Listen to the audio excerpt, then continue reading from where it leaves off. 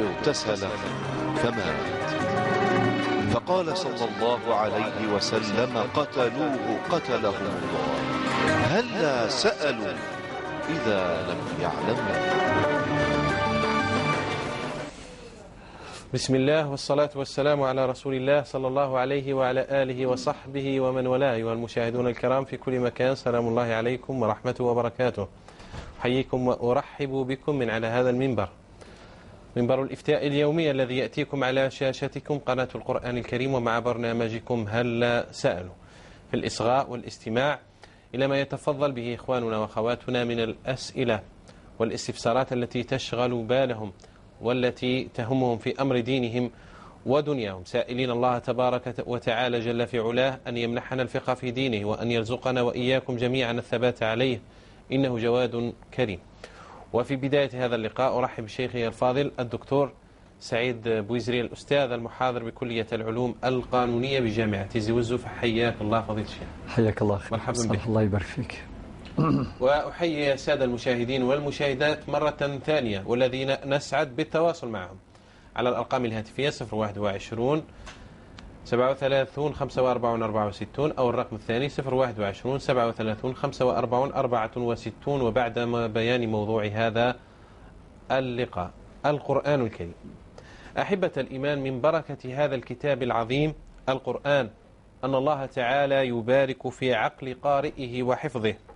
فعن عبد الملك ابن عمير رضي الله عنه أنه قال: أنقى الناس عقولا قراء القرآن. ولقد جاء في التفسير الإمام القرطبي رحمة الله عليه قوله: من قرأ القرآن متعه الله بعقله وإن بلغ 100 عام.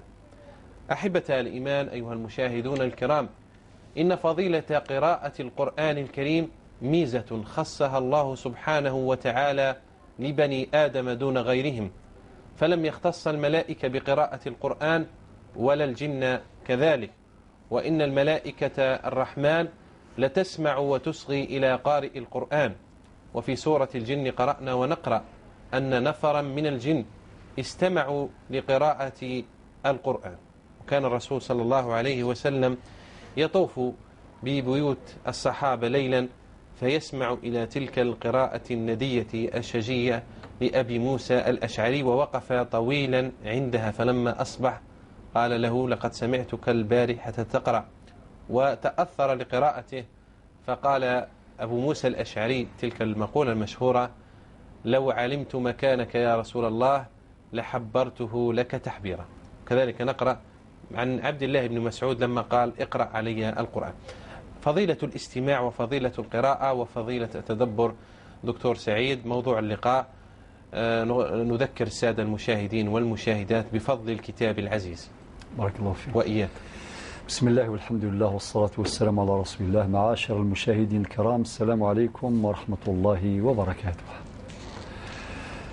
أبدأ الحديث عن كتاب الله العزيز بقوله في أوائل سورة البقرة: بعد أعوذ بالله من الشيطان الرجيم، ألف لام ميم، ذلك الكتاب لا ريب فيه هدى للمتقين.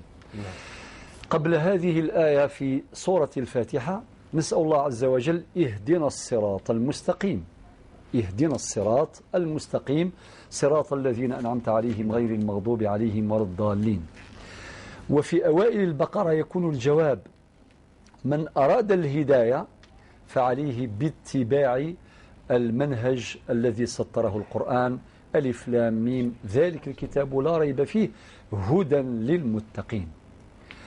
واستحضر هنا أيضا ما قاله عثمان بن عفان رضي الله عنه وأرضاه، قال: والله لو طهرت قلوبنا ما شبعت من كلام ربنا، فكيف يشبع الحبيب من كلام محبوبه وهو غاية مطلوبه.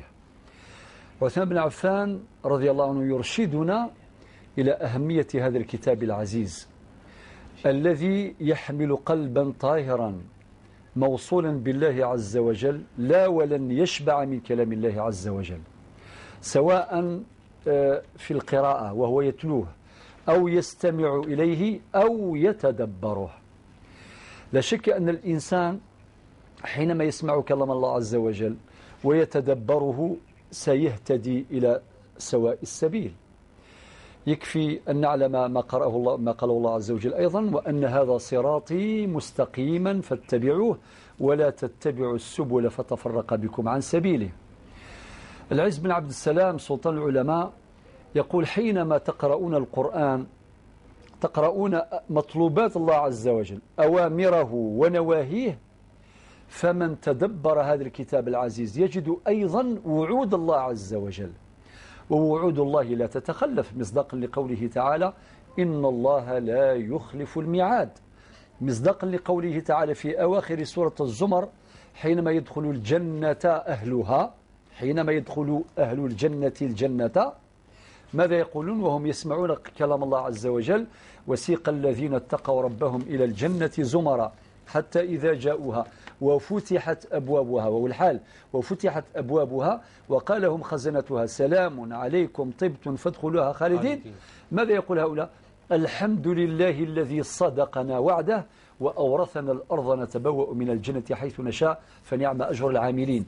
إذا نقرأ أوامر الله عز وجل ونقرأ نواهيه ونقرأ أيضا وعوده، والله عز وجل لا يخلف الميعاد سبحانه عز وجل. إذن الإنسان يعيش مع الكتاب العزيز إما تلاوة يتلوه أو يستمع إليه أو يتدبره، وفي كل الأحوال له أجر وأجر كبير يقربه الله سبحانه وتعالى ويرفع مقامه ويرفع شأنه.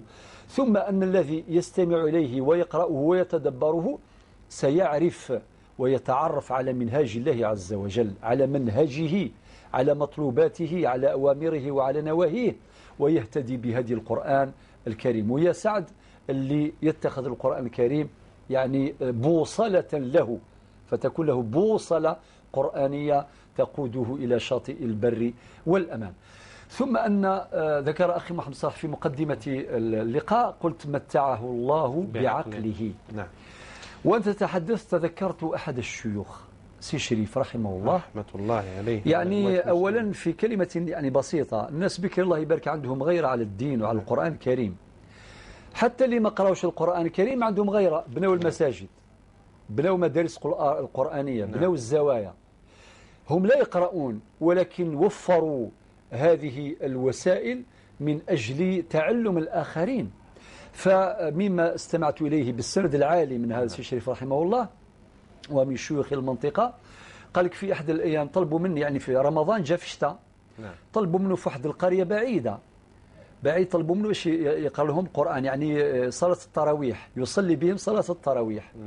قال لك بدأ المشي، طبعا ما كانش وسائل نقل، بدأ المشي مع العصر مباشرة ليصل إلى وقت العشاء هناك، يعني مسافة طويلة على الأقدام، مشينا على الأقدام. قال لك وصلت إلى هناك إلى ذلك مسجد تلك القرية، وطبعا خذا في البرنوس نتاعو في القلمون هذا نعم. هذا الصندوق الخلفي، يعني خذا معه التين المجفف وشوية الماء فقط باش كما يقول يفطر والسلام. نعم. وهو صائم طبعا يكسر الصيام يعني. نعم. صلى بهم صلاة التراويح. بعد العودة وجد واحد الواد حمل كما يقولوا، يعني خلاص صبت المطر قوية وما استطاع أن قطع ذلك الواد، ومعه مصحف شريف كان يرافقه منذ صغاره في الزاوية. نعم. في الزاوية القرآنية. قال كان خايف لو كان هذاك المصحف الشريف يتشمخ بالماء. قال لك وضعته، خاف على المصحف وما خافش على نفسه، ما خافش على روحه. قال لك وضعته يعني في أعلى الرأس، في الرأس، وربطه بالعمامة نتاعو. نعم. وكان يقول هكذا بينه وبين نفسه، يقول يا ربي هذا المصحف الشريف ما يصيبوش بلل، ما يصيبوش الماء وما يتشمخش إلا إذا كان داني الواد. إذا كان داني الواد يعني ممكن الواد يوصل له مثلا صدره ولا للرقبة، المهم أعلى منطقة طبعا الرأس، يعني ربطه بالعمامة نتاعو وقطع الواد وسلك هذاك المصحف يعني بسلامة. كان محافظا على القرآن ويحافظ عليه بشكل عجيب، وكان يقرأه من البداية إلى النهاية وحال مرتحل وهكذا. نعم. كما أخبر النبي صلى الله عليه وسلم. ثم في آخر شهوره في العمر في الحياة نتاعو يعني كما نقولوا هبل شوي، يعني راح له عقله، ما نعم. حتى أولاده ما يعرفهمش، ما يعرف لا أولاده ولا زوجته ولا أقارب نتاعو ولا شيء. ولكن سبحان الله العقل نتاعو متى يعود إليه؟ حينما تبدأ آية في القرآن تقول مثلا وقل يعملوا يكملها مباشرة. حال لي نفس الشيخ أعرفه دكتور. سبحان الله. نفس الشيء. ماذا بك ترويها لنا؟ نفس الأمر. نعم. لا ينسى القرآن الكريم، وفي اللحظات اللي يقرأ فيها القرآن الكريم يعود إليه عقله، هو يتعرف على الناس، وبعد لحظات أيضا يغيب. يعني شيء عجيب. أنت كنت تكلمت ذكرت هذا. نعم. الأمر ممكن تروي لنا هذا صديق الوالد رحمة الله عليه، وكان صديقا ملازم للوالد، فزرته في آخر أيامه منذ 2 وكان مريضا وأصيب يعني أصبح لا يميز الناس ولا يعرفهم. كنا مجموعة زرناه في 3 من الناس وجلسنا عنده، لا يعرفنا ولا يعرف أي شخص منا. لما نحدثه دكتور نقول له الآية، وأتذكر جيدا كنت سجلتها في مقطع فيديو لكن للأسف يعني ضاع ذلك المقطع. نقول له الآية الكريمة يكملها. وأتذكر قوله تعالى ذكرنا له وما تلك بيمينك، ويكملها على مباشرة. قال وما تلك بيمينك يا موسى، قال هي عصاي أتوكأ عليها وأهش بها على غنمي. لو يأتي أحد أولاده يدخل لا يعرفه. سبحان الله. يعني هذا وقفنا عليه يعني، ورحمة الله عليه سار إلى ربه. تدلان بوضوح على أن الله عز وجل يمتع صاحب القرآن بعقله إلى أن يموت. ثم أنك ذكرتني النبي صلى الله عليه وسلم وقد أنزل عليه القرآن يحب أن يسمعه من غيره. نعم. وهذا أمر أيضا يعني أمر طيب جدا. كل واحد يحاول يسمع لنفسه ولكن يسمع من غيره أيضا. اختص به الإنس فضيلة قراءة القرآن مما اختص به الإنس فقط دون غيره. الملائكة لا تقرأ والجن لا يقرؤون، ولكن استمعوا كما ذكرت في الآية. نعم. قل أوحي إلي أنه استمع نفر من الجن فقالوا إن سمعنا قرآنا عجبا يهدي إلى الرشد. كان أحد العلماء كيوصل نقطة يقول سبحان الله الجن استعرفوا بالقرآن. نعم. واعترفوا به وقالوا يهدي إلى الرشد فآمنا به ولن نشرك بربنا أحدا، ولكن نجد كثيرا من الإنس للأسف لا يعترفون به ولا يعملون بمنهاجه. نعم. النبي صلى الله عليه وسلم قال ابن مسعود اقرأ علي القرآن، قال وأقرأ عليك وعليك أنزل. سبحان الله. شوف يعني هذا الموقف اللي وصل بين لطيف، موقف لطيف. ولكن كي قال النبي صلى الله عليه وسلم أحب أن أن أسمعه من غيري، بدأ يقرأ من أوائل سورة النساء هكذا. نعم. إلى غاية الآية 41 يا أيها الناس اتقوا ربكم فكيف إذا جئنا من كل أمة بشهيد وجئنا بك على هؤلاء شهيدا. فقال له النبي عليه الصلاة والسلام حسبك. ابن مسعود يقول نظرت إلى النبي عليه الصلاة والسلام فإذا عيناه تذرفان الدموع. نعم. إذن هذا كتاب الله عزيز يجب أن نعيش معه ونعمل على تدبره لأنه منهاجنا في حياتنا. نعم. مما أثبتت الدراسات الأخيرة أن لقارئ القرآن والمتقن والحافظ لكتاب الله عز وجل يصاب بمرض الخرف وزهايمر المعروف دكتور. نعم. سعيد. ووجدوا لذلك حقيقة وواقعا. لو تشوف قراء القرآن الكريم الذين يجيزون أهل القراءة لا يعرف عن أحد منهم أنه أصيب بالخرف وعمروا طويلا إطلاقا. يعني منهم من بلغ 90 سنة، منهم من بلغ 100 عام، ولهم أسانيد متصلة بالنبي صلى الله عليه وسلم عن جبريل عن رب العالمين في تدريب في الإقراء وفي الرواية. لا يعرف عن أحد في سيرته في ترجمته في ما يذكر عنه أنه أصيب بخرف أو زال عقله أبدا. هذا من فضل القرآن الكريم. نعم. صلى الله عز وجل أن يعني تدليل واضح تماما. نعم. بارك الله فيك. وفيكم فضيل الدكتور سعيد، شكر الله لك. إذن لحظات قليلة ويرفع علينا على مسامعنا أذان صلاة المغرب. الأذان أم ليس بعد؟ نعم. إذن دكتور نبدأ في الأسئلة الواردة إلى البرنامج. في سؤال ورد إلينا من أخونا لحسن من تلمسان. نعم. الأخ الحسن نبدأ بسؤالك، والحقيقة هي قضية مش فقط سؤال. نعم. الأخ الحسن من صبرا وتلمسان، صبرا في تلمسان. يقول الأخ الفاضل أنه هناك امرأة يعني والدته فاطمة ماتت عام 2013. نعم. تاركة عبد القادر ابن عبد القادر. نعم. والأخضر وبن يحيى والحسن اللي هو السائل وأولاد الحسين، يعني أولاد ابنها الحسين الذي مات في حياتها، مات قبلها عام 1992 وترك أولادا، وكذلك تركت أولاد يعني بنت وابني فاطمة اللي هي ابنة هذه المتوفاة في 2013. معناه خلات أولاد ابن مات في حياتها في 92 وأولاد بنت ماتت في حياتها أي ماتت في 1996. الأخ السائل قال حينما خرجنا الفريضة خرجوا جميع الأولاد، طبعا شيء طبيعي، وخرجوا كذلك أولاد الحسين، أولاد الابن الحسين خرجوا في الفريضة. أما أولاد يعني كي نقول كلمة الولد معناه ذكر وأنثى، ذكر وأنثى، كلمة ولد لفظ مشترك. نعم. لفظ مشترك. ترك فاطمة اللي هي بنتها عندها زوج أبناء وعندها بنت، قال لك هذون ما خرجوش في الفريضة. الجواب: الموثق الذي حرر هذه الفريضة اعتمد عموما على النص الفرنسي في قانون الأسرة الجزائري، لأنه هذه تتحدث يعني القضية هذه داخله فيما يسمى بالتنزيل أو الوصية الواجبة. قبل 1984 ما كانش هناك تنزيل إلا إذا وجد عرف يقضي بذلك.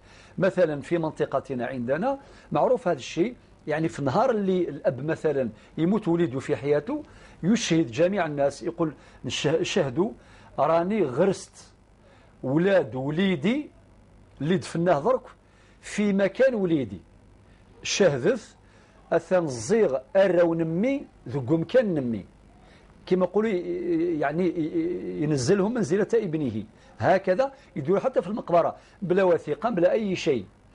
ولكن بعد 1984 نعم. أصبح ما يسمى بالوصية الواجبة. كان هذا التشريع والقانون كان عنده سبب دكتور. نعم. إذا ذكرنا به، لماذا قامت الدولة الجزائرية بتشريع هذا القانون؟ متعلق بأولاد الشهداء. بأولاد الشهداء. نعم. لأنه وقعت يعني مشاكل كثيرة في كل أرجاء الوطن. الشهداء اللي ماتوا أولادهم واجهوا مشاكل مع عمامهم. كما قال أحد أبناء الشهداء، قال له إذا كان أبي مات شهيدا في سبيل الله والوطن، نعم، قاع أرض الجزائر، والآن أنا كيف لا أنا شيئا من يعني قطعة أرض نبني فيها دار، يعني نعم. على الأقل لأنه أبي فقط مات شهيدا يعني نعم. لذلك مات صغيرا، مات شابا نعم. قبل أبيه. بارك الله فيك على تذكر أخي محمد صالح.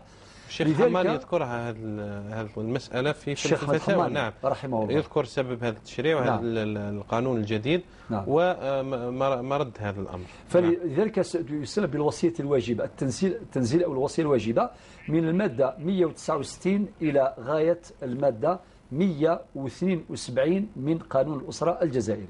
أسأل الله تعالى قبول الأعمال منا ومنكم مشاهدينا الكرام.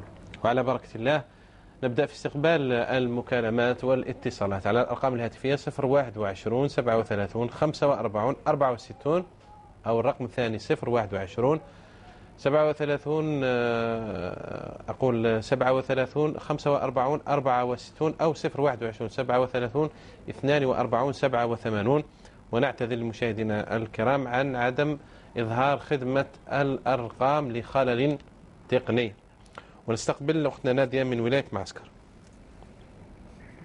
ألو نادية، السلام عليكم. السلام عليكم. تفضلي أختي. الله يخليك، عندي مشكل تاع طلاق. نعم. كاين زوجين حرمته عدة مرات. كيف قال لها؟ وش قال لها؟ شحال من طلقها شحال من طلقها وعاود رجعها وعاود طلقها وعاود رجعها وطلقها ورجعها شحال من مرة، عشان كيف يحرمها. كاين فرق بين يحرمها ويطلقها. إذا طلقها قد تلفظ بالطلاق، قالها أنت طالق. يعني 3 طلقات يقولها أنت طالق أنت طالق أنت طالق. كيف هذه الطلقات صراو؟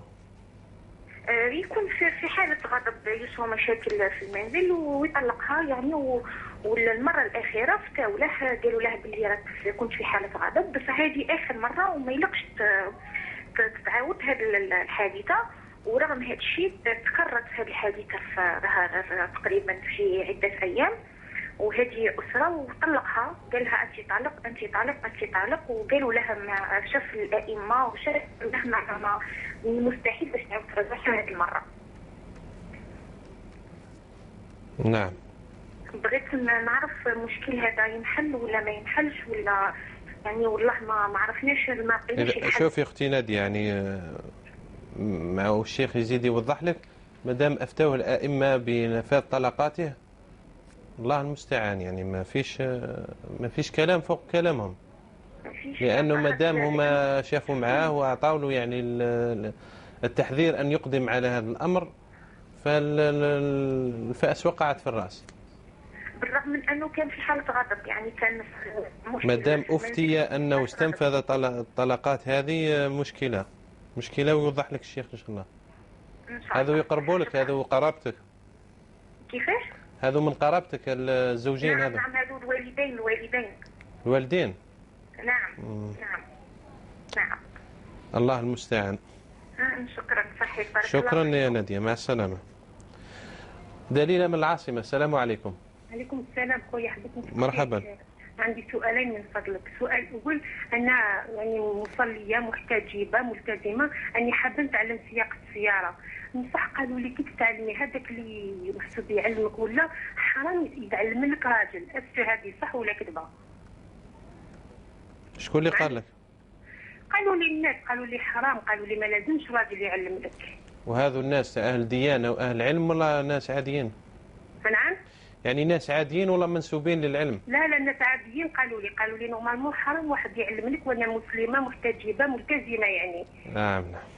وسؤال ثاني خويا، انا عندي راجل يصلي والحمد لله، يصلي ويصوم والحمد لله، وشنو عنده صاحبه، يعني صاحبه الروح بالروح كما تقول انت. نعم. حتى حاجه ما تفرقهم. مي هذا صاحبه ما يصليش، كيعرضني نروح لدارو، لا اسكو حرام عليا ناكل الماكله ديالو ولا ماشي حرام؟ نعم. معلوم. واضح يا دليلة. صح اخويا، يعطيك الصحه اخويا. شكرا، بالتوفيق ان شاء الله، مع السلامه. الحاج من فرنسا. نعم. الو السلام عليكم. وعليك السلام سي الحاج. الاستاذ محمد، واش راك اخويا؟ لاباس؟ بخير الحمد لله، يسقسي عليك الخير ان شاء الله. الله يعاونكم، عايدكم مبروك، وقدم تحيه عيد سعيد ان شاء الله. الدكتور سعيد، والله يعاونكم. عندي زوج اسئله خويا. مرحبا سي الحاج، مرحبا بك، تفضل. عندي السؤال الاول فيما يخص يعني التيمم. يعني الحاله تاعي كيفاش تكون، وفيها يعني الوضعيه تاعها. وفي بعض الاحيان راهم يعني احنا مختلفين هنا في فرنسا، واحد يقول لك بلي اذا كان تيمت المره الاولى، اذا كان تيمت الوقت من الاوقات الخمس، اذا بغيت باش تزيد النافله بعد ما تزيدش تعاود التيمم. وفي بعض يقول لك اذا كان كل وقت، سواء وقت يعني من الصلوات الخمس التيمم وتزيد تعاود، اذا كان كل ما بغيت تزيد الوقت واحد اخر تعاود التيمم. واحد يقول لك اذا بغيت تنفل ثاني تيمم غير المره الاولى، ما تعاودش تنفل، يعني شحال من تسليمه ما تعاودش.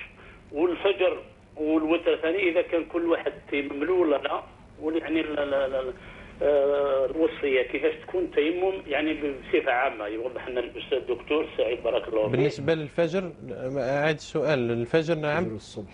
نعم. يعني الفجر والصبح اذا كان كل وقت تيمم له، ولا اذا كان تيمم، خاطر في البعض قال لك بلي اذا كان تيمت الوقت الفرض من يعني من الصلوات الخمس، نعم. اذا كان تزيد موراه النافله ولا لا كذا ما تزيدش تعاود تيمم. واحد يقول لك اذا كان مهما كان النوع، نعم. لازم تيمم اذا كان الوقت واضح.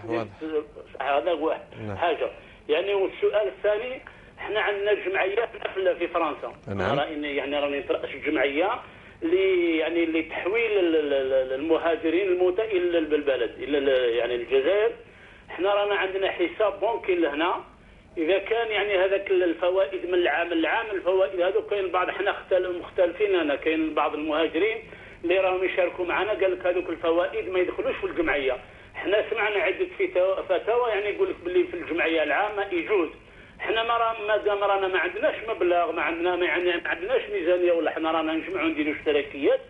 الاشتراكات هذوك تاع المواطنين نديروهم في الحساب البنكي في رأس السنه. عندنا يعني الفوائد هذوك، اذا كان الفوائد نزيد نضمنوهم في المصلحه العامه للجمعيه تجوز. وفي بعض المهاجرين قال لك احنا عندنا فوائد الخاصه في البنوك تاعهم الخاصه، اذا كان يقدر يمدهم من الجمعيه هذه يعني يستهلكهم في المصلحه العامه. احنا المصلحه هذه ما عندنا ني ميزانيه لا على مستوى القنصله ولا على مستوى السفاره، احنا رانا غير من جيوبنا.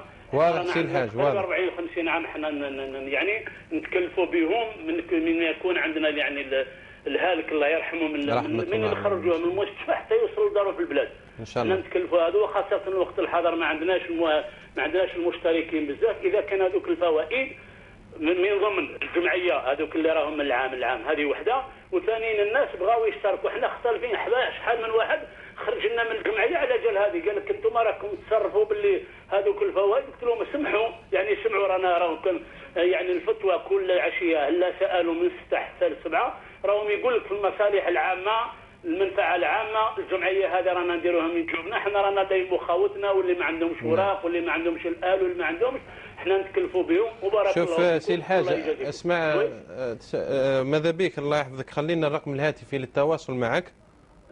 وي او عند الشيخ سعيد نزيد نخلي له تاله. نعم اترك الهاتف ان شاء الله، وان شاء الله تكون بيان مكتوب ويرسل لكم هذا البيان ما دام هذه الجمعيه تنشط في المصالح العامه للمسلمين. ان شاء الله نخلي ما تقطعش المكالمه. نعم ان شاء الله. اذا رجاء تواصل مع الاخ الحاج مع زملائنا في عارضه الاخراج. دكتور نكمل مع حسين ومساله الاحسن من تلمسان. نعم مساله الميراث المساله نعم الأحسن من صبرا من تلمسان. قلنا باللي ماتت والدته فاطمة في 2013 وتركت 3 أبناء 4 أبناء، وتركت أولاد الابن الذي مات في حياتها يعني مات في 92 وترك أولاد البنت اللي ماتت في 96. هاي المعطيات سنسمع الجواب بعد حين. نعم لأني نسيت مكالمة سامية من العاصمة سقطت مني سهوا. المعذرة سيدي الشيخ. سامية من العاصمة السلام عليكم. الو السلام عليكم. معذرة على الإطالة سيدة كريمة، معذرة. معليش تفضلي. أنا الزوج تاعي مات في رمضان هذا. رحمة الله عليه وعلى أموات المسلمين. الله يسلمك. نعم. واسمه الدار مكتوبة على عجوزتي. راهي تقول لي ما تورثيش انت ولادك، هي تقول لي كي تخلص العده تاعك تخرجي من الدار. نعم. قالت لي الدار تاعي، قالت لي مكتوبه على اسمي. وعندها بيان باللي مكتوبه بالفعل على اسمها. ما شفتش. نعم اذا هذا سامية امر القضاء هو اللي يفصل فيه. احنا نوجه لك نوجه لك الفتوى من هذا المنبر. سعيد بويزري. نعم ان شاء الله وينصحك كيف تترك الهاتف. نعم. اذا شوفي اختي سامية نزيد نتواصل معك في الموضوع، اترك الرقم الهاتفي الله يحفظك حتى يزيد الشيخ يتواصل معك في بيان هذا الموضوع ان شاء الله. الاحتيال كبير يا شيخ واكل الحقوق كل يوم نسمع ونسمع. الله المستعان. اذا الان نعود الى اخونا الأحسن من تلمسان بكل التفاصيل. تفضل دكتور. طيب اذا الاخ الأحسن قال لك بعد ما خرجت الفريضه خرجوا الاولاد عادي في الفريضه، وكذلك اولاد الابن اللي مات في 92 اولاده يورثوا طبقا لقواعد الوصية الواجبة اللي موجودة، قواعد التنزيل اللي موجودة في المواد كما قلت 169 إلى غاية المادة 172 من قانون الأسرة الجزائري. ولكن أولاد بنتها اللي ماتت في 96 عندها 2 أبناء وعندها بنت، هذول ما خرجوش في الفريضة. هذا هو الإشكال. الجواب قلت الموثقون اللي عموما يخدموا بالنص الفرنسي. النص الفرنسي يستبعد أولاد البنت التي ماتت في حياة أصلها ويورثون أولاد الابن الذي مات في حياة أصله. نعم. يفرق بين أولاد الأبناء وأولاد البنات. نعم. لأن النص الفرنسي هكذا يعني بالمختصر المفيد أنه يستبعد هذا اللي يقول فقط أولاد نتاع الابن. كي نقرأوا النص الفرنسي. نعم. ولكن كي نرجعوا للنص العربي، النص العربي يستخدم كلمة الأحفاد. نعم عموما. والحفيد مثل الولد في اللغة العربية. نعم. الولد ذكر وأنثى. نعم. يجي واحد يقول لك عندي 5 أولاد، ماشي معناتها عنده أبناء، لا، عنده أولاد مختلطين ذكور وإناث. ممكن عنده طفل ابن و4 بنات، ولكن في العدد الإجمالي يقول لك عندي 5 أولاد. وربي قال في القرآن الكريم يوصيكم الله في أولادكم، ثم يفصل للذكر مثل حظ الأنثيين. نعم. إذن كلمة الولد لفظ مشترك يشمل الذكور والإناث معا. والحفيد كيف نعم. والمشرع الجزائري استخدم كلمة الأحفاد. إذن مادام كلمة الأحفاد معناتها يورثوا أولاد الابن اللي مات في حياة ما، وكذلك أولاد البنت اللي ماتت في حياة ما. دكتور، بما أن لكم واطلاع في المحاكم وأروقة العدالة والاطلاع على كثير من القضايا مثل هذه، الآن العرف القضائي بما يحكم؟ لا هنا الموثقون بينهما خلاف، لأن القاضي بعد تحرير مهنة التوثيق، بعد تحرير مهنة التوثيق في 1988، قبل ذلك القاضي هو الذي يحرر الفريضة. نعم. ولكن بعد 88 هنا الموثقون تقدر تقول اختلف الموثقون، يعني نعم. هناك فريقان. الفريق الأول يورث أولاد الأبناء وأولاد البنات الذين ماتوا في حياة أصلهم. نعم. بشكل عادي يعني تماما. والنص الفرنسي يقضي بذلك، النص العربي أقول. إذا لما ترفع القاضي وثيقة محرة على النسخة الفرنسية، والقاضي الآن يعين النوتير الموثق كما يعين خبيرا عقاريا. نعم. أو ماليا. نعم. أو محضرا. نعم. طاح مع النوتير الموثق اللي يفهم بهذا النص الفرنسي كما قلنا، ما يورثش أولاد البنات. وهذا الشيء اللي حصل للأخ الحسن. نعم. ممكن يطيح مع الموثق واحد آخر يورثهم. لذلك أنا من خلال هذا المنبر أرفع صوتي بهذا الموضوع، نقول لا بد أن يبت في هذا الأمر نهائيا. نعم. صارت ملتقيات وندوات وعملنا محاضرات مع في كثير من المناسبات، نقول يا ناس لا بد من توحيد الفهم. ثم حتى كي نقول النص العربي هو الأصل طبقا للدستور. نعم. اللغة العربية هي اللغة الرسمية. نعم. ليس كذلك. إذن اللغة العربية حمالة ذات وجوه. نعم. ليس كاللغات الأخرى يعني. نعم. يعني قادر كلام نفهم منه معاني كثيرة في اللغة. صحيح. قد نعود إلى هذا الموضوع فرصة أخرى باش نتفصيل باش ما نحرموش إخواننا. نعم. المتصلين الأخوات المتصلات. لذلك يا أخي الحسن هذا هو الرأي الذي أراه صوابا في هذه المسألة، والحديث بقي إن شاء الله تعالى بمزيد من التفصيل في هذه القضية في مناسبة أخرى إن شاء الله. إن شاء الله. نعم. بارك الله فيك دكتور. نادية من معسكر، الأول المتصلات والسائلات معنا في هذا البرنامج. سمعت هذه القضية، قضية الأب والأم لأختنا نادية، يعني مشكلة يعني مشكلة. بماذا تفتيها دكتور؟ أولا يا أختي نادية، وأكد واش قال أخي محمد صالح قبل حين، نحن نحترم جميع أئمتنا إذا كان الأئمة اللي سمعوا على مباشرة للمعني. نعم. وبعدين هم قدروا أنه هذه آخر مرة، وكي قالوا له هذه آخر مرة المفروض يعني يفكر في عواقب الأمور. نعم. لا يتلفظ بلفظ الطلاق. بعضهم في مثل هذه الحالة يقول لك ما نزيدش نقول كلمة طلاق في أي مجلس من المجالس. نعم. نحى كاع من دماغي ومن قلبي نهائيا. مادام هما افتوا له قالوا هذه آخر مرة، هو مع ذلك نعم. زاد يطلق، استهزأ في الموضوع. يعني هذا ما ينفعش. نعم. النبي صلى الله عليه وسلم قالوا له فلان طلق زوجته 3 مرات فقط، يعني 3 طلقات في مجلس واحد، وقال أيلعب بكتاب الله وأنا بين أظهركم، الطلاق مرتان فإمساك بمعروف وتسريح بإحسان كما قال القرآن. لذلك هذا الميثاق الغليظ لا يجوز الاستهزاء به. إذن من جهة نؤكد على فتوى الأئمة، علاه من باب الثقة التي تربطنا نقول أئمة فتاو خلاص نؤكد ما قالوا. حتى بعض إخواننا السائلين والسائلات اللي يطلبوا الفتوى أيضا يقعون في بعض الحرج. نعم. سواء مع إخواننا الأئمة أو المجالس العلمية. نعم. هو يسمع الفتوى من هذا المنبر ثم يقول لك أنا أفتولي بكذا وكذا. نعم. وفي مسألة يعني بارك الله فيك، في حرج يعني جزاك الله خير، وإن شاء الله يجب أن يكون الحرج مرفوعا. نعم. وفي نقطة فقط أنصح بها الأخت نادية، يعني أنه والديك يرجعوا الأئمة اللي فتوا لهم. نعم. يرجعوا. هذه نصيحتي.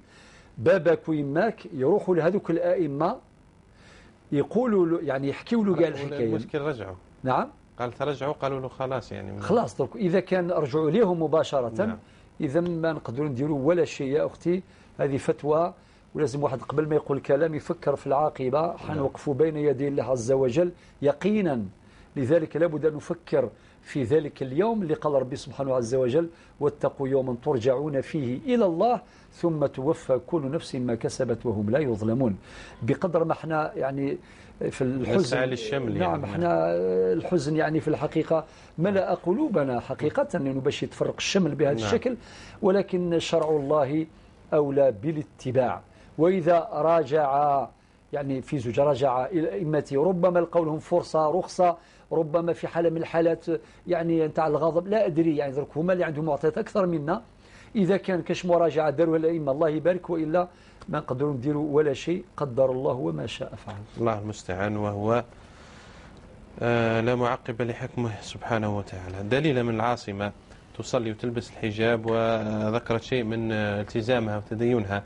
بعض الناس قالوا لها حرام عليك أن تتعلمي عند رجل لأخذ رخصة السياقة. الله أكبر. يعني لو نعمل بمثل هذا الكلام، خطأ ما نقولش فتوى، هذه ليست فتوى. نعم، ناس عاديين بسيطين يتكلموا في الدين. للأسف لابد أن تعود للدين حرمته. نعم، لازم لأنه إذا كان كل تخصصات محترمة، ولا واحد منا يستطيع يمسك سماعة الطبيب كي يدخل الطبيب أبدا، لأنه عندها حرمة، عندها هيبة. ولا كذلك أجهزة نتاع المهندسين، ولا كل شيء عنده حرمة إلا الشريعة للأسف الشديد. يعني هناك من لا يا أختي الفاضلة، تعلمي راكم تعلموا في النهار أمام الناس، وعلمك راجل ما كان حتى مشكلة، وعادة يكونوا معاه يعني الطلبة الآخرين اللي راهم يتعلموا معاكم عادي، ما عندك حتى مشكلة. أنت راكي مصلية متحجبة ملتزمة، تعلمي وغدوة تسوقي السيارة وتأخذي أولادك وتأخذي المرضى نتاع العائلة نتاعك وسوقي وما تخافيش إطلاقا. هذا أمر جائز حلال، اطمئني. نعم. وبعض الناس لبسها لباس الخلوة، يعني قال لك لما تكون مرأة مع رجل هما في خلوة أبدا. حتى موضوع الخلوة أيضا يحتاج إلى بيان. نعم. يعني والله هذه الرمي بالأحكام، هذه خلوة وهذا حرام وهذا حلال. إكثار هذا إصدار هذه الفتاوى والأحكام المحررة التي تحرم تعمر كاع السونسانتير دي كما نقولوا كل شيء حرام كل شيء حرام بغير بينة وبغير برهان. لا، الحال بين والحرام بين كما قال المصطفى صلى الله عليه وسلم إلى آخر الحديث. الآن النساء أصبحت المهندسات في السياقة ومعلمات السياقة وأصحاب مدارس السياقة. يعني هذا وإلا كما قال واحد قال له لازم المرأة يجوز لها أن تقود السيارة بشرط أن تكون وحدها في الطريق. يعني لازم لوطوروت كاع يوقفوها باش تمر هذيك المرأة وحدها. يعني هذا كلام غير صحيح. عبث هذا. نعم. بارك الله فيك دكتور. زوجها ملتزم وله صديق عزيز عليه كما قلتنا دليل من العاصمة، لكنه الروح بالروح. نعم، لا يصلي.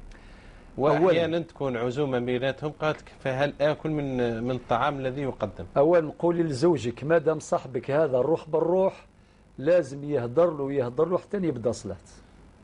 هذا هو الصديق الحق، هو اللي يقول لك واش يقول النبي صلى الله عليه وسلم: المرء على دين خليله فلينظر أحدكم من يخالل.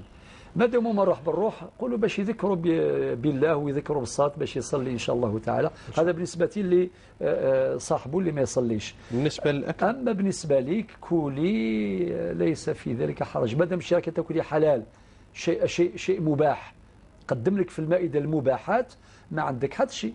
اللهم إلا إذا كان عندك معلومات أنه هذا الصاحب راه يجيب أمواله من الحرام، ثم عندك الحق لا تأكلي. نعم، عندك حق رفض مثل هذه الدعوة هذه العزومة. ولكن أما أنه يعني راه يخدم عادي في الحلال فقط أنه ما يصليش، هذه بينه وبين ربي سبحانه عز وجل. إذا عزمكم أنت وزوجك ورحتوا تتعشوا ثم تتغداوا، هذا الأمر يجوز كل الطعام تاعو بدون أدنى حرج. بارك الله فيك دكتور. الحاج من فرنسا بالنسبة لموضوع التيمم، نعم، أعطانا مجموعة من الاستفسارات والأسئلة ومجموعة من الصور. إذا تيمم للفرض هل له أن يصلي به النافلة أو يمنع من هذا؟ إذا كان صليت مثلا صلاة الظهر وتنفل بعدها صليت صلاة الظهر. طبعا التيمم يا سي الحاج أخويا بعد ما يدخل وقت الصلاة. نعم. هكذا ليس قبل الوقت. ليس قبل الوقت. ربي سبحانه قال إن الصلاة كانت على المؤمنين كتابا موقوتا. هكذا كي يدخل وقت الصلاة تتيمم تصلي صلاة الفريضة الظهر وزيد معها ما شئت من الرواتب والنوافل. صلي ركعتين، صلي ربعة، صلي براحتك عادي. صلي صلاة العشاء، دخل وقت صلاة العشاء تيممت لصلاة العشاء، صلي بنفس التيمم بالتيمم نفسه، بهذاك التيمم صلي به الشفع والوتر عادي. وممكن حتى تصلي بعض الصلوات يعني النافلة 4 6 ركعات ثم تختمها بالوتر، هذا بتيمم واحد. وكذلك صلاة الصبح كي يدخل الوقت تصلي تتيمم وتصلي الرغيبة، رغيبة الفجر يعني ركعتين تاع السنة، وتزيد وما تعودش التيمم، وبهذاك التيمم تزيد به صلاة الصبح أو صلاة الفجر يعني الفريضة. هذا هو سي الحاج. طبعا هذا في فقهنا المالكي، ولكن عند بعض الفقهاء يعني الآخرين يقول لك التيمم كما حكمه حكم الماء اللي يتوضا بالماء، مع انتهى لا ينتقض التيمم إلا بما ينقض به الوضوء. هكذا يعني ممكن واحد يتيمم على 10 نتاع الصباح نعم. ويبقى بالتيمم تاعو ما دام ما فسدش يصلي به. ولكن نفتيك بهذا الرأي في المالكية كي يدخل وقت الصلاة التيمم صلي الفريضة وصلي ما شئت من النوافل. بارك الله فيك. نسمع مكالمة غنية من تيزي وزو. السلام عليكم. وعليكم السلام. السلام عليكم خويا. مرحبا أهلا وسهلا. عايشة الصحة. عندي زوج أسئلة. تفضلي. السؤال الأول ما معنى الحروف اللي نلقاوها في المتحف يعني في بعض الصور ألف لام ميم ألف لام را. نعم. مش بها الحروف هذه؟ معناه تسأل معناه عن معناه. ما المقصود يعني بهذه الحروف؟ نعم. السؤال الثاني ابن أخ الزوج هل يعتبر من يعني تحرم الخلوة معه أو ابن أخ الزوج؟ ابن أخ الزوج. ابن أخ الزوج. نعم. وزيد فهمنا شوية ما فهمتش مليح يعني أحسن يعني الخلوة يعني حابة نفهم. نعم. يعني المعنى الصحيح ولا ما هو مفهوم الخلوة؟ مفهوم. شكرا أخي. السلام عليكم. عفوا سيدة غنية. شكرا. معنا راضية من عنابة. نعم. السلام عليكم. وعليك السلام ورحمة الله. السلام عليكم شيخنا. مرحبا. سيدي حبيت نحكي مع الشيخ سعيد البويزري. أنا راضية من عنابة ذلك تذكرني اتصلت به في الصلح وخير بالنسبة للعقار. نعم.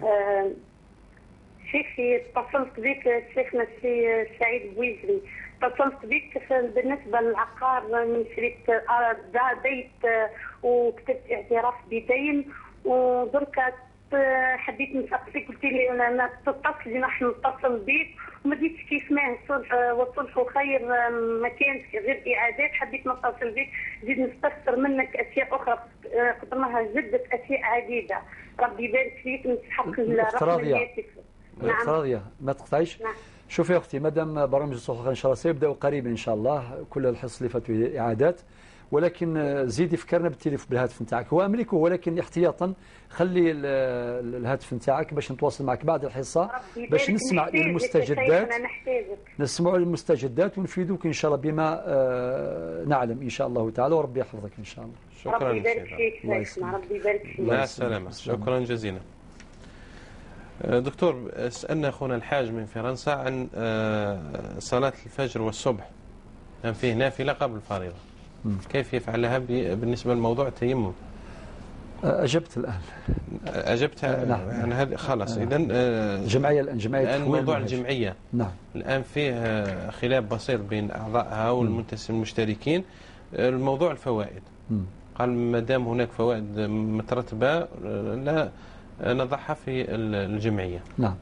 شوف سي الحاج مادام انت خليت الهاتف نتاعك نزيد نتواصل معك نعم. بعد الحصة، ولكن نعطي الآن جواب بشكل عام. أولا ما يتعلق بالفوائد البنكية، الفتوى التي تذكر باستمرار في هذا المنبر هي كالآتي. نعم. الذي أودع مبلغا من المال في البنك في بنك ربوي له الحق في استثمار فقط في استغلال واستثمار رأس ماله فقط. أما الفوائد الزائدة هذيك تسحب من البنك وتصرف في وجوه الخير للمصلحة العامة للفقراء للمساكين، بمعنى لا يصح لا يجوز شرعا أن يستخدمها الإنسان فيما وجبت أو في واجبات متعلقة بذمته.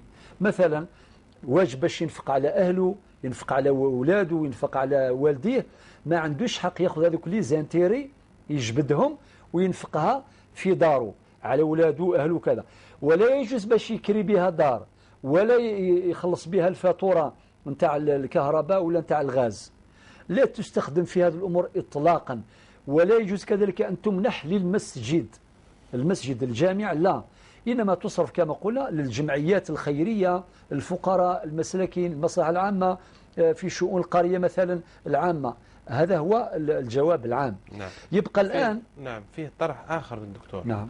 هو هذا بعض يعني ما أرى في المشتركين أنه أنكر عليهم فتح الحساب أصلا، ما دام أنها بنوك ربوية تتعاون بالربا، يعني يجب وقف الحساب. لا. هذا هو المشكل ربما اللي نعم. حتى قال لك أن بعض الناس ألغوا اشتراكهم تماما لا بسبب ترتب هذه الفوائد. لا أخي ذوك الآن الأموال لا تجمعك في صندوق خاص أبدا. نعم. أبدا. الآن فيه بنوك كي نقول البنوك ماهيش تعمل في يعني معاملات البنوك ماهيش كلها باطلة.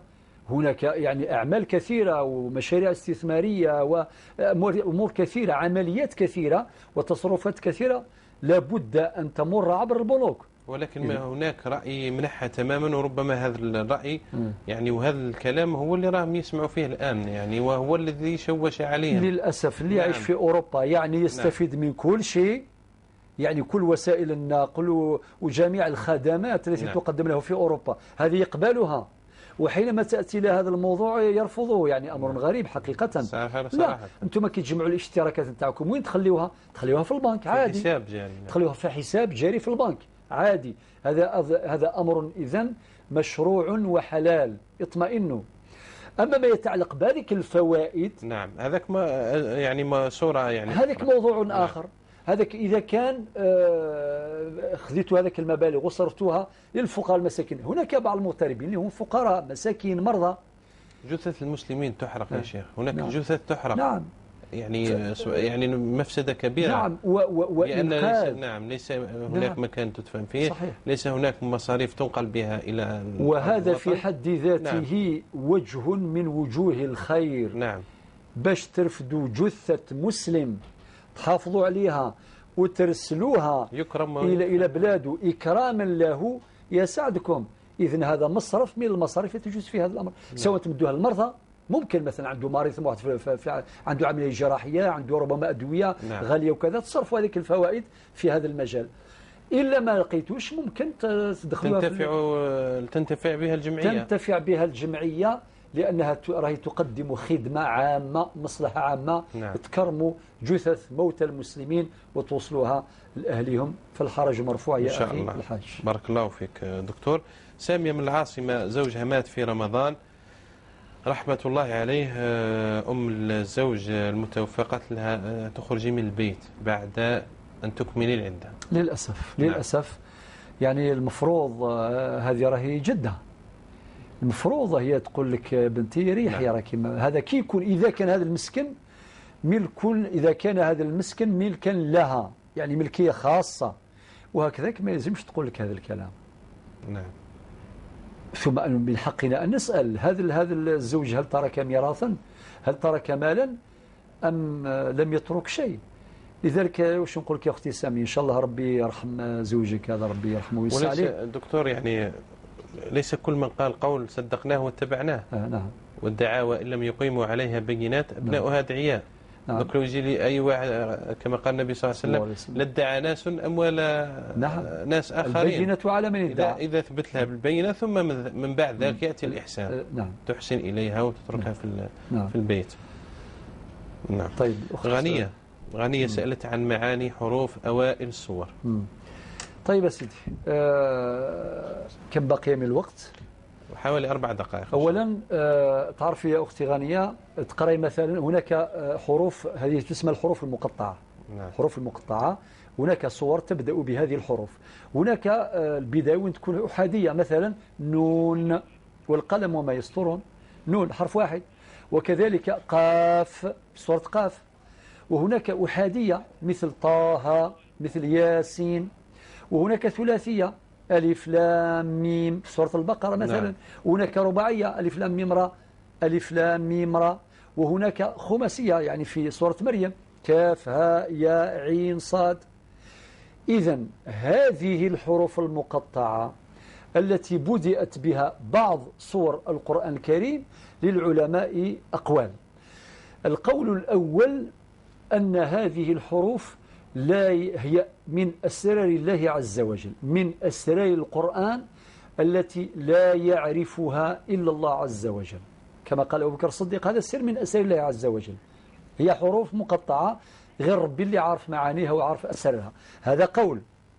هناك قول ثاني، الله عز وجل تحدى العرب وهم عمالقة البيان وهم فرسان البلاغة، وتحداهم أن يأتوا بمثل هذا القرآن في مثل قوله تعالى قل لئن اجتمعت الإنس والجن على أن يأتوا بمثل هذا القرآن لا يأتون بمثله ولو كان بعضهم لبعض ظهيرا. ثم التحدي ب10 صور مفتريات ولا إلى آخره.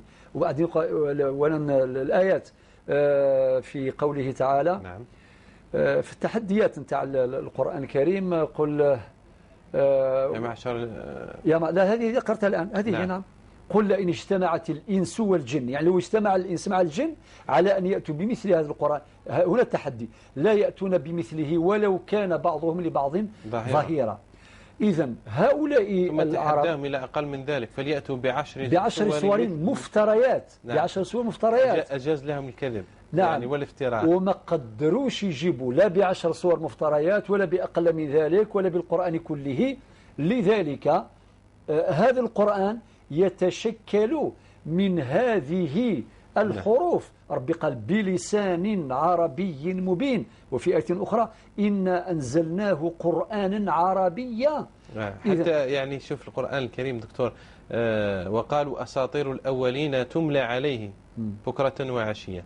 فرد القرآن لسان الذين يلحدون إليه أعجمي.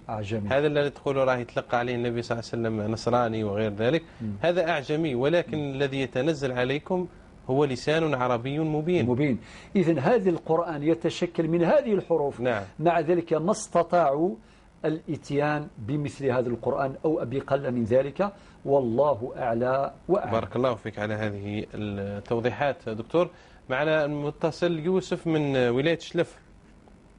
أخ يوسف. نعم يوسف، هل أنت على المباشر؟ ألو. نعم أخي. ألو. نعم يا يوسف، تفضل بسؤالك باختصار لا يحفظك. الشيخ. نعم تفضل. أنا تزوجت. نعم. وما زال ما دخلتش بها، دفعت النص تاع المهر وفتحت تاع البلدية وتاع الشيخ ما فتحتش. وحلفت قلت 3 غير درت هذيك الحاجة وما درتهاش، وقلت بالحرام مرتي غير درت ديك الحاجة وما درتهاش واللي تكررها. قلت بالحرام. كيف هذه بالحرام؟ ما فهمناهاش يعني. حرمت زوجتك ولا كيف؟ الو. اسمعني يوسف، فيها يعني بقى 3 دقائق. نعم تفضل. قلت لك يا شيخ انا وش قصدت بالكلمه تاع بالحرام؟ دافع النص تاع المهر وما مش داخل بها. انت قلت لها بالحرام، وش قاصد بهذه الكلمه؟ ما نسمع بك ملحش. اذا انت ابقى معنا او رجاء من الزملاء اخذ رقم الاخ يوسف. شكرا دكتور. ابن اخ الزوج، حكم المحرميه مع هذا هو ليس من المحارم. نعم ليس منهم. نعم. الخلوه معه طبعا يقول ليس من المحارم معناها لا تجوز فقط موضوع الخلوه كما قلت لابد له من بيان. نرجئه الى وقت اخر باش نعطوا حقه كثيرا. لماذا؟ لأن بعض الناس يستخدمون بعض الكلمات التي تخلي الناس. نعم. الخلوة والاختلاط كذلك. والاختلاط هذه مفاهيم يعني مفاهيم لابد من بيان هذه المفاهيم. يركبوا في الحافلة في الكار، الاختلاط اللي يكون داخل القسم بين الذكور والإناث داخل مدرجات الجامعة وفي الأسواق وفي الطرقات، يعني أشياء كثيرة لابد أن نصح هذه المفاهيم. فلتكن ربما في موضوع افتتاحي نعطي له حقه أفضل، يرش ويسجل لبس أفضل، نعطي له حقه أفضل من الإشارات الخفيفة التي قد يساء فهمها. نعم. أخت راضية من العنبة يعني أراد التواصل معكم، لها مشكلة كبيرة. نعم، هذه مشكلة العقار. نعم أذكرها يا الأخت راضية. كنت تواصلت في برنامج مع برنامج الصلح خير، إن شاء الله سيعود قريبا إن شاء الله تعالى، وإن شاء الله خليتي الهاتف نتاعك ونزيد نتواصل معك للاستماع المستجدات وإفادتك إن شاء الله بما نعم. يلزم. في العموم دكتور، هل تنصح بهذه المعاملة، الشراء عن طريق الكتابة بالدين؟ نرى في هذه المعاملة مشاكل كبيرة، فيها مغامرة وفيها مشكلات كثيرة جدا جدا.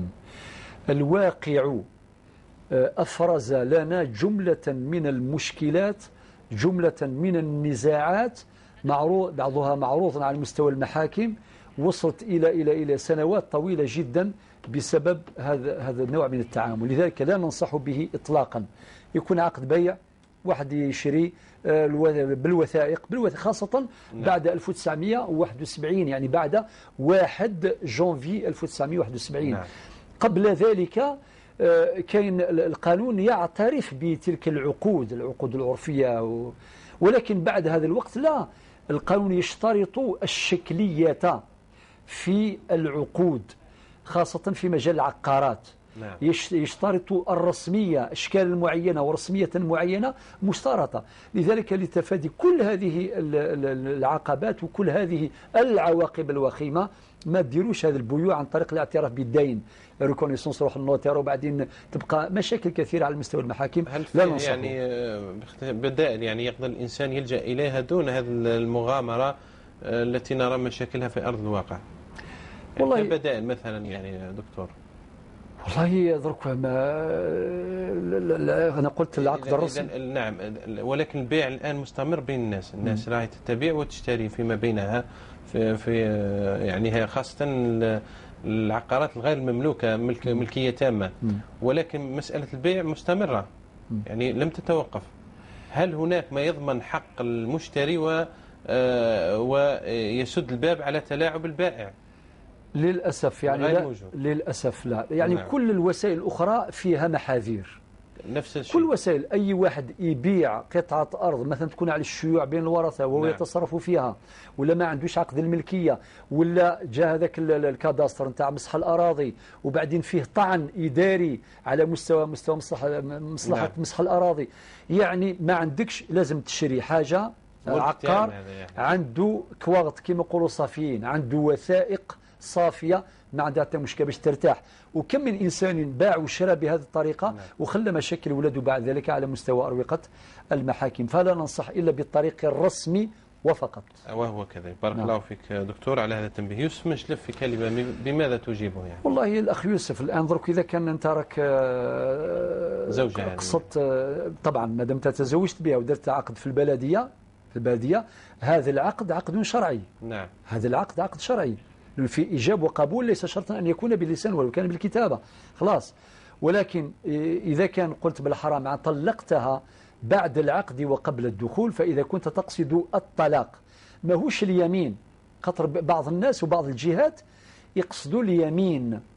إذا قصدت اليمين كفر عن يمينك. المادة الآية مش المادة الآية 89 من سورة المائدة نعم. تعطي لك الحكم، يعني إطعام 10 مساكين. نعم، إطعام 10 مساكين. إذا ما قدرتش تصوم 3 أيام. إذا نويت الطلاق، وإذا نويت الطلاق، الطلاق واقع ويعتبر طلاقا بائنا بينونة صغرى لا تجوز لك إلا بعقد جديد. بارك الله فيك دكتور، شكرا جزيلا لك على هذا البيان وهذا التوضيح وهذه الإجابات الشافية الكافية لإخواننا. اللقاء غدا بحول الله وقوته. هذه تحيات الزملاء وتحياتي لكم. دمتم بخير وسلام الله على الجميع ورحمة منه وبركاته.